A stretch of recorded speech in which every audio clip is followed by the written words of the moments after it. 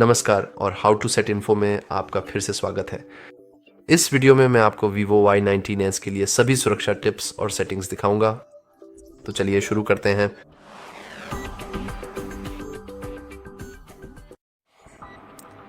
हम अपनी सभी सुरक्षा सेटिंग्स को देखने के लिए सेटिंग्स में जा सकते हैं, फिर धीरे धीरे नीचे स्क्रॉल करके सिक्योरिटी विकल्प पर टैप कर सकते हैं। यहाँ हमें सुरक्षा से संबंधित हर एक चीज़ दिखाई देगी। हम एक बहुत आसान चीज़ से शुरू कर सकते हैं और वह है अपनी सुरक्षा अपडेट्स की जांच करना और यह देखना कि आपका सिस्टम अपडेट है या नहीं। अगर ये अपडेट नहीं है तो मैं आपको इसे अपडेट करने की सख्त सलाह दूंगा, क्योंकि इसके साथ हमें आपको कई और चीज़ें, कई और सुविधाएं और अपने डिवाइस के लिए और भी अधिक सुरक्षा मिलेगी। फिर हमारे पास गूगल प्ले प्रोटेक्ट भी है, जो सभी एप्लीकेशनों को स्कैन करने का एक बहुत आसान तरीका है।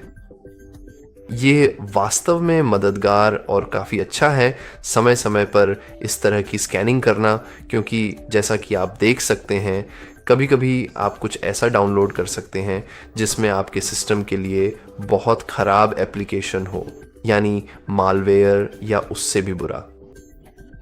और ये सबसे अच्छा है और यह एक मददगार आदत है कि आप समय समय पर अपनी एप्लीकेशनों की जांच करें। खैर, आगे बढ़ते हुए हमारे पास साधारण स्क्रीन लॉक भी है।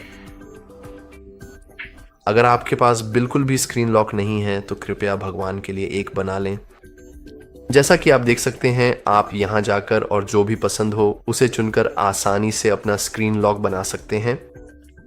फिलहाल मैं पैटर्न का इस्तेमाल कर रहा हूं क्योंकि मुझे लगता है कि यह एक अच्छा पासवर्ड रखने का सबसे सुविधाजनक और तेज तरीका है।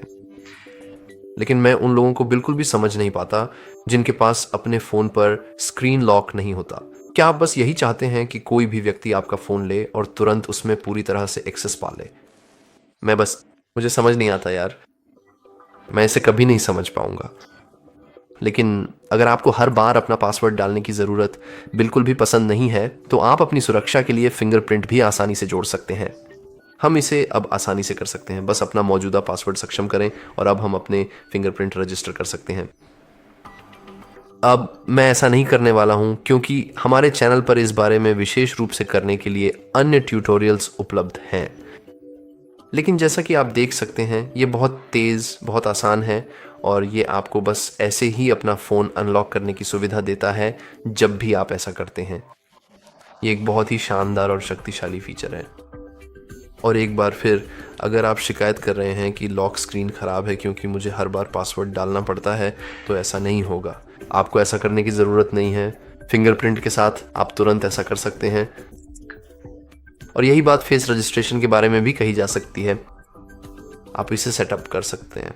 एक बार फिर, मैं ऐसा नहीं करने वाला हूं क्योंकि हमारे चैनल पर इसके लिए अन्य ट्यूटोरियल्स उपलब्ध हैं कि इसे कैसे करना है।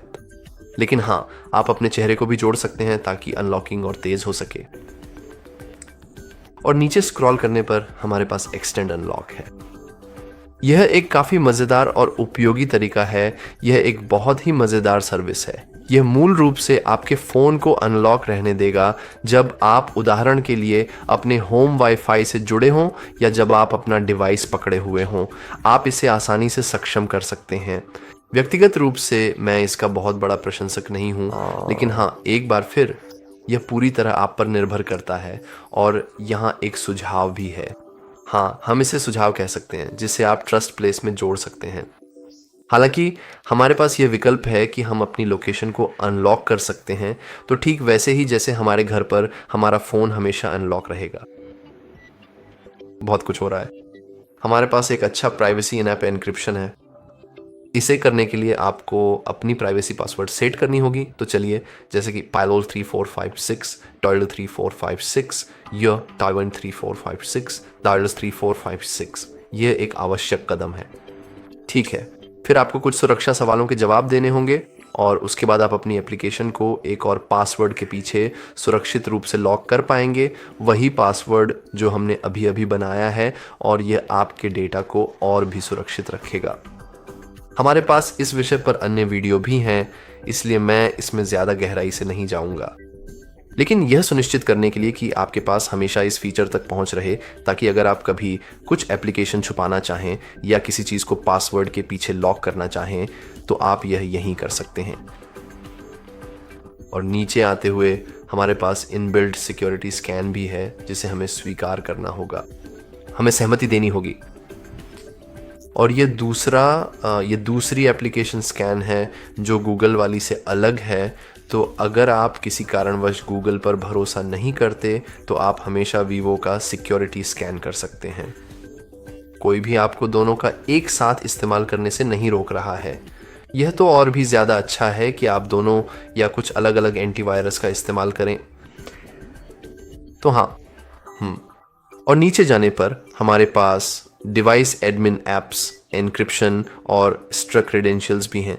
हालांकि हम इसमें ज़्यादा कुछ कर नहीं सकते, लेकिन हम फाइंड हब को सक्षम कर सकते हैं, जो एक शानदार और काफ़ी शक्तिशाली फीचर है, जिससे आप अपना फ़ोन आसानी से ढूंढ सकते हैं जब भी आप उसे खो दें।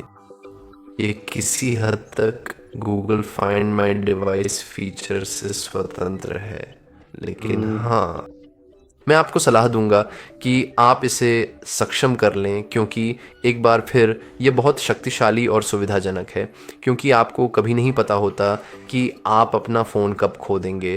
तो इसे सक्षम रखने से आपको किसी भी तरह की परेशानी, फ़ोन को ढूंढने की झंझट से बचाव हो जाता है, और आप जानते हैं इन सब चीज़ों से।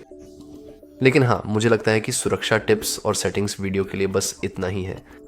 अगर आपको यह उपयोगी लगा हो तो लाइक और सब्सक्राइब करना ना भूलें, और अगर आपके पास और भी सेटिंग्स हैं जिन्हें आप साझा करना चाहते हैं तो आप उन्हें नीचे कमेंट्स में लिख सकते हैं। खैर, मेरी तरफ से बस इतना ही। देखने के लिए धन्यवाद।